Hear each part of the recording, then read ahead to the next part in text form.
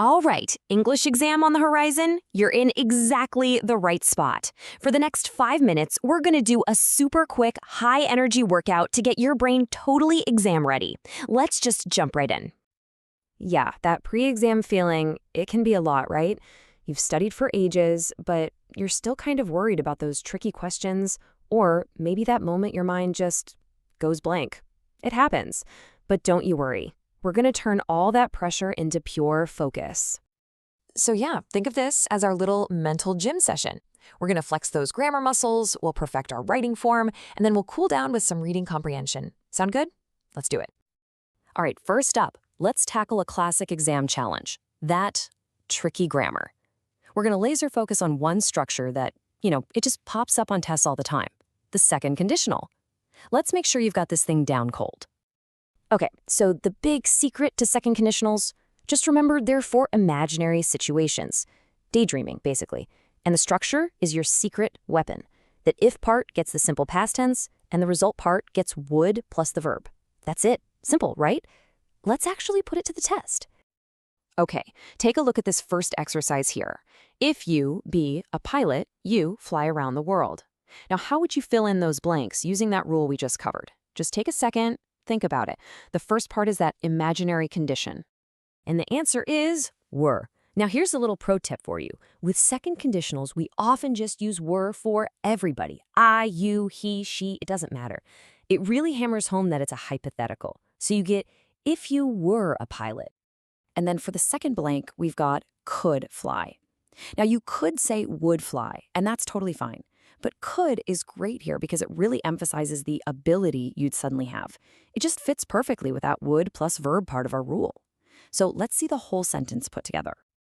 And there it is, the imaginary situation. If you were a pilot, leads right to the imaginary result. You could fly around the world. Boom, you've just nailed the second conditional. Great job. Let's keep this momentum going and move on to our next exercise. Okay, exercise set number 2, writing. On a lot of exams, they're going to ask you to write an email or a short paragraph, and honestly, getting the structure right is the real key to nabbing those full points. So let's build the perfect paragraph together. Just remember this super simple 3-step formula. First, you need a topic sentence, something that clearly states your main point. Got it? Then you follow that up with 2 or 3 sentences that add the interesting details, some examples, or explanations. And finally, you wrap it all up with a nice concluding sentence. Easy peasy. Okay, now this is kind of fun. It's like a little puzzle. We've got 5 sentences here for the second paragraph of an email, but they're all jumbled up.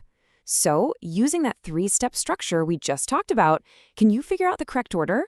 Where's the main idea? What are the details? Hey, feel free to pause right here if you want to try and solve it on your own. All right, did you get it? The correct order is C, then A, D, E, and B. See how it works? Sentence C kicks things off with the main idea. I live in Dalian. Then, sentences A, D, and E jump in with all those interesting details about the city. And sentence B? That's our perfect friendly closing thought. I hope one day you'll come and stay. See how that structure creates such a smooth, logical flow? It's awesome. All right, you're doing great. Time for our final workout section, a little cool down with some reading comprehension. This is where you really get to show that you can understand the context of a story, which is just a vital skill for pretty much any English exam. Okay, here's a short story from the workbook, and you'll see there are 8 words missing.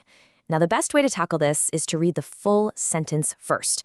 Get the context, get the feeling of it, and then choose the word that makes the most sense. This is all about using those context clues. You know what? Why don't you pause here and try to fill in the blanks yourself before we go over the answers? Ready to check your work? Let's go through them. The story kicks off with Latifa wanting a drink, and so she invited her friends. See how the context helps? You don't just tell friends about a party, you invite them. And then at the end, after making the smoothies and some snacks, she's thanking them. Every single word just kind of slots perfectly into place when you follow the story. And just like that, our 5-minute workout is complete. You've warmed up your grammar, you've worked on your writing, and you've cooled down with your reading skills. Let's do a super quick review of the key things you need to remember for your exam. Okay, let's lock in these key takeaways. For grammar, it's all about that if plus past, would plus verb rule for imaginary situations. For writing, remember that simple 3-part structure: main idea, details, and then a conclusion. For reading, Use the context of the story to hunt for clues. But most importantly, you've just practiced all these skills. You can do this. Take that confidence with you right into the exam. Seriously, you've trained for this. This was just a final tune-up. I want you to walk into that exam with your head held high, knowing you've got the skills to absolutely crush it. Good luck, now go ace it.